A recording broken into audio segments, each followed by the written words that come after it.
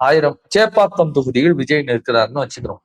சேப்பாக்கத்தில் விஜய் நிற்கிறார், இல்ல அவருடைய சென்டிமெண்ட்டுக்கு விழுப்புரத்திலயோ விக்கிரவாண்டியிலயோன்னு வீல வரக்கூடிய ஏதோ ஒரு தொகுதியில விஜய் நிற்கிறார், எம்எல்ஏ கேண்டிடேட்டா கண்டெஸ்ட் பண்றாரு அப்படின்னா, விஜய் நிற்கக்கூடிய தொகுதியில 30 to 40 வார்டு இல்ல 20 வார்டு இருக்குன்னா குறைஞ்சபட்சம் 20 வார்டுக்கு விஜய் போவாரா பிரச்சாரத்துக்கு?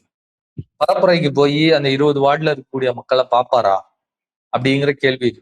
ஏப்பா விஜய் நிக்கிறாருப்பா நம்ம ஊர்ல, விஜய்க்கு தான்ப்பா நம்ம ஓட்டு அப்படின்னு சொல்லிட்டு போறது ஈஸி. ஆனா அந்த மக்கள் ரியாலிட்டியில ஒவ்வொரு பிரச்சனைக்கும் எம்எல்ஏவை அணுகி சால்வ் பண்ணிக்கிற மக்கள் இருக்கிறாங்கல்ல, அந்த மக்கள் ஓட்டு போடுறதுக்கு முன்னாடி ஒரு செகண்ட் யோசிப்பாங்க. விஜய டிவில பார்க்க முடியும், தியேட்டர்ல பார்க்க முடியும், விஜய எம்எல்ஏவா அவங்க வீட்டுல பார்க்க முடியுமா அப்படிங்கறதா அந்த கேள்வி.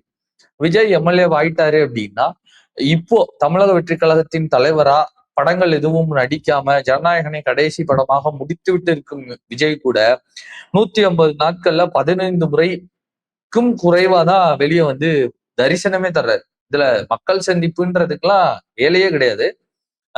வேன்ல இருந்து பாப்பாரு. அப்ப எம்எல்ஏவா விஜய் வந்துட்டாருன்னா வேன் மேல விஜய் நிப்பாரு, கீழே இருந்து கோரிக்கை மனுக்கள் எப்படி கவர்ல வாங்குவாரா இல்ல பெட்டியில போட்டு வாங்குவாரா அப்படின்றது தெரியல.